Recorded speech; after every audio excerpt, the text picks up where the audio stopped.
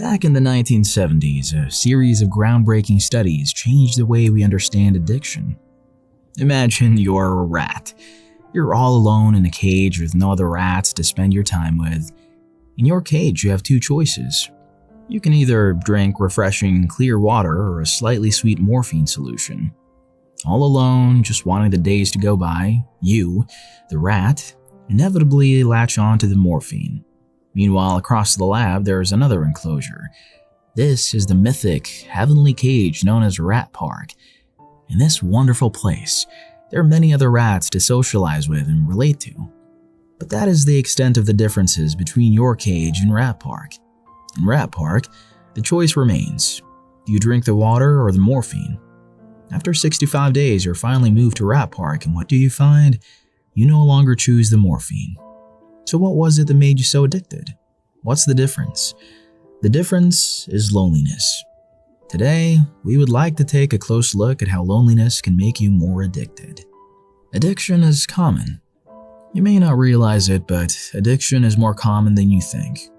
While there are extremely addictive substances like hard drugs, cigarettes, and alcohol, there are also addictive things like coffee and video games that are less destructive but still harmful in their own ways.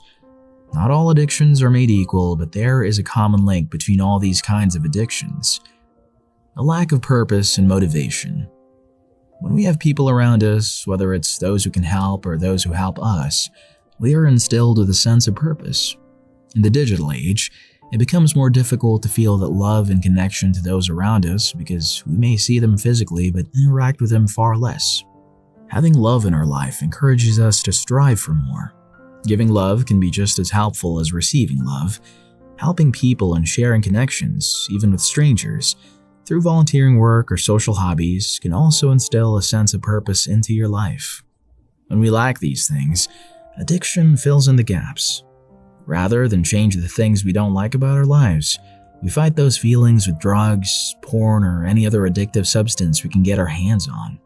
Instead of changing our careers and pursuing something that doesn't feel like torture, our coffee and cigarettes keep us going. Instead of looking for something we're truly excited to do on the weekend, we prefer to get high, drunk, or do certain addictive activities for an obsessive amount of time. It numbs us from the brunt of tedium in our lives. Would you still get high over the weekend if you stay home all day watching porn and playing video games for hours and hours?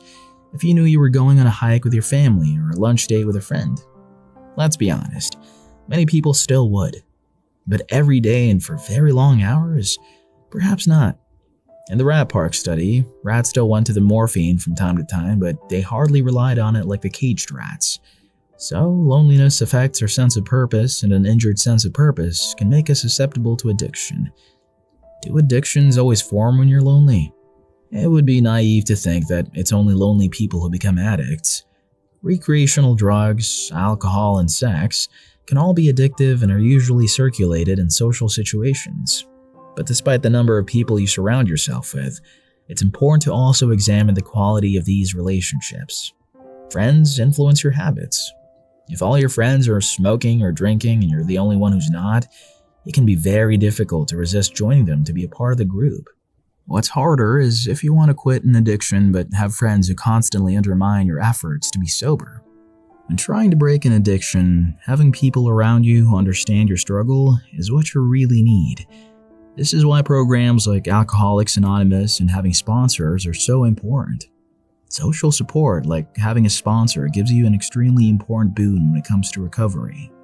This person usually understands, supports, and encourages you when you need it. The seemingly impossible task of recovery becomes a lot less scary when you have supportive family, friends, and a sponsor behind you. Addictions don't always form when you're lonely, but it definitely helps them stick around. You can still be lonely while surrounded by people if the connections you share with those people are entirely superficial. Connection as the cure. According to Maslow's hierarchy of needs, we need love and belonging, which includes friendship, family, and a sense of connection. There's no room for that addictive thing in your life anymore when those needs are being fulfilled. But we must also be careful that we don't simply replace our addictions with a new addiction, such as an overbearing emotional reliance on others. This can come about in many ways. where you may feel like a burden for your faults that you constantly unload your emotions onto anyone who will have them and become needy, possessive, and infantilized around them. This is why sponsors are so important, since they're equipped to expect and handle this. In order to not become overly dependent, addressing the dependency and the symptoms that prevent you from taking initiative. For addicts, this means building emotional resilience and learning to trust yourself and those around you. You can appreciate the people in your life who keep you from reaching for those addictions without feeling heavily indebted to them. Whether it's drugs, food, or video game addiction, the connections we have should help us feel grounded and fulfilled rather than pushing us back to our addictions. In every addict, there is someone who has a void to fill, and for a lot of people, the void that craves porn, drugs, and alcohol is also the void that craves connection and understanding. There are so many elements that we have to balance that make us more complex than the rats in the rat park.